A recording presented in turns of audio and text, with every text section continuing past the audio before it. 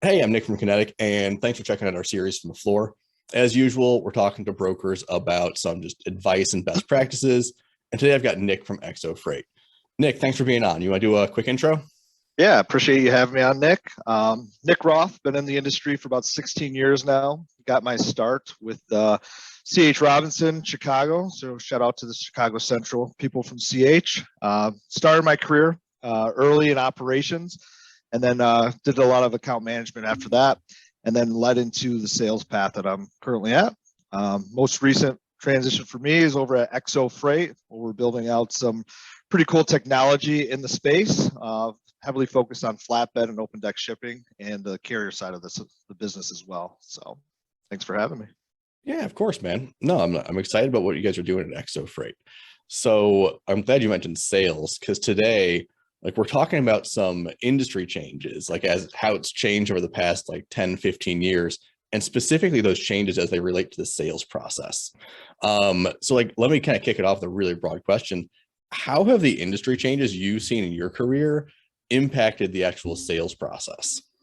Yeah, absolutely. I think the biggest thing that over the course of time has changed is the amount of competition that's out in the marketplace. So really being able to differentiate yourself from your competition. Obviously, the ebbs and flows of market conditions helps with the sales process or hinders. As most people know, we're kind of heading into a little bit softer of a market. So really standing out when you're reaching out cold calling or even with your current base of customers is how do you differentiate yourself and how do you provide more value to them is a big piece of the sales process now. At Exo, we're definitely niche focused on flatbed, which helps. But others in the industry, if you're doing the cold calling, you really got to stand out and separate yourself from the other 35, 40 people that they're hearing from on a daily basis. So Yeah, no, the differentiation is tough. And I like how you mentioned that, like the ebbs and flows of the market, because it's definitely true. I mean, it comes in waves. How does, I guess for you, how does your approach to sales change with different market conditions? Does it change? it definitely changes, but with all sales, it's really the value add you bring to a shipper or a customer, right? So what that in a really tough market or a capacity crunched market is capacity. How do you find those paths and bring more capacity to the table?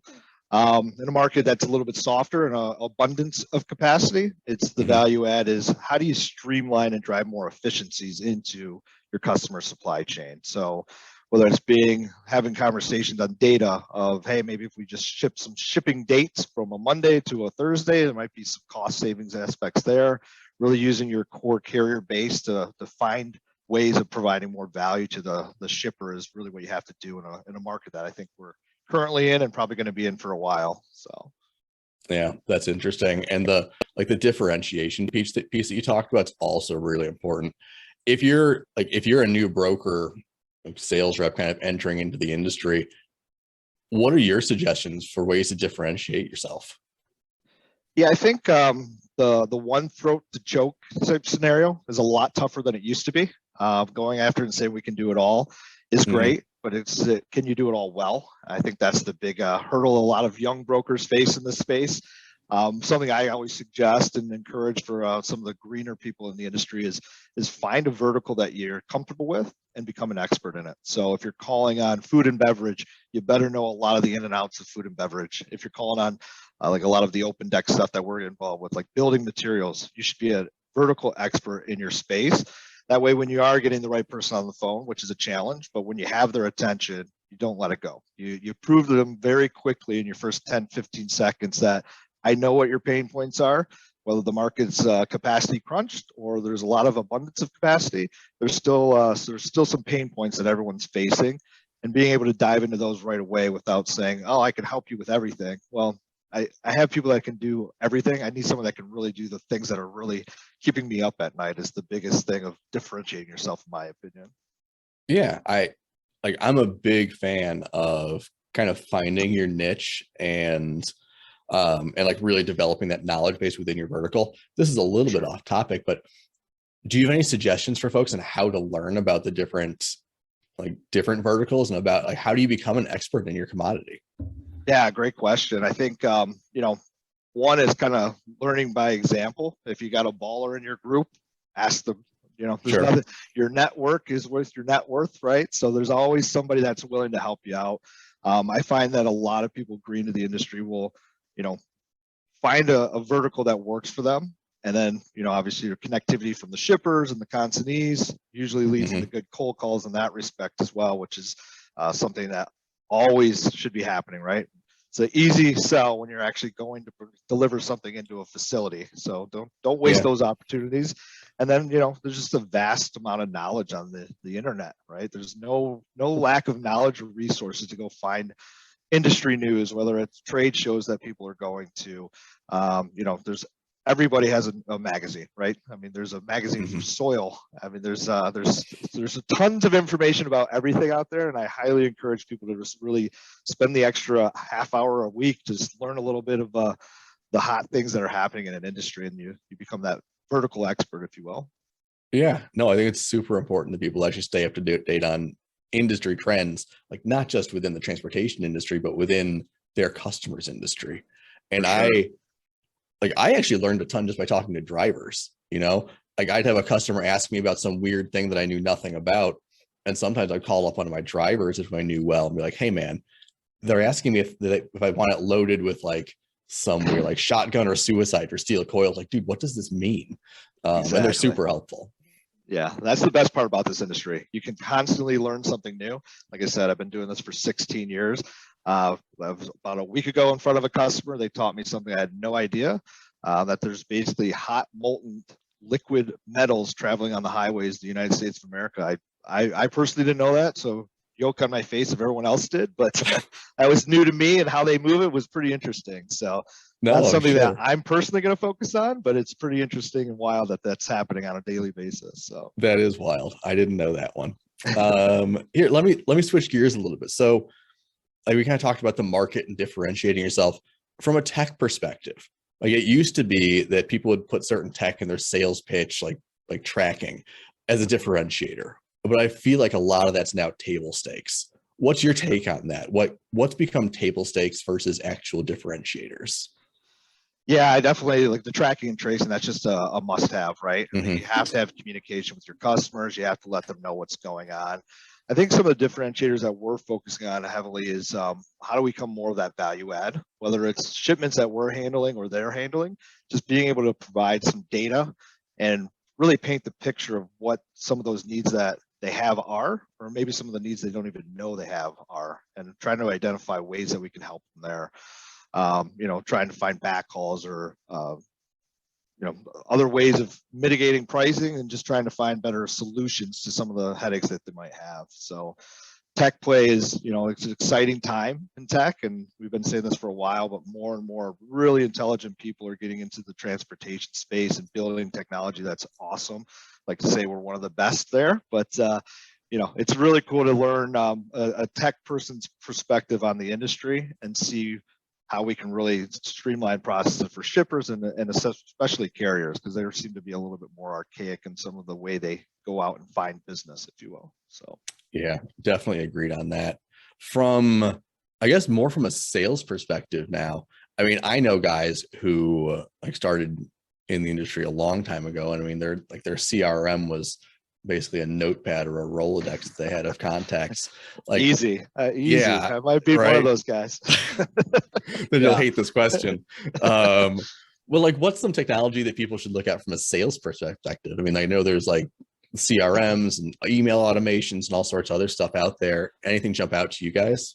Yeah, I think a lot of the lead sourcing is a big piece that everyone's implementing into their CRM. The connectivity Mm-hmm. of your lead gen. Again, we're talking about finding a niche or an industry or a vertical that really works for you. And some of those lead gen tools now can really pinpoint the decision makers. And I mean, it's somewhat scary that you can get cell phone numbers of anyone you really need to. But it's a great tool, right? Again, you got to set yourself apart. So calling a gatekeeper and saying, I'm trying to find someone in shipping to talk to them, that's not really the play anymore. It's more so, I know John's the decision maker. I want to reach John.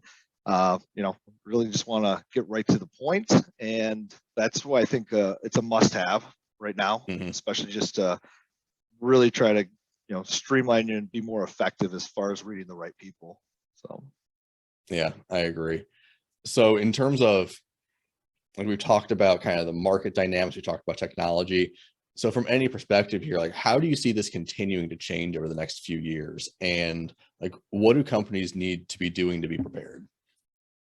Great question. I think competition is still going to be really heavy.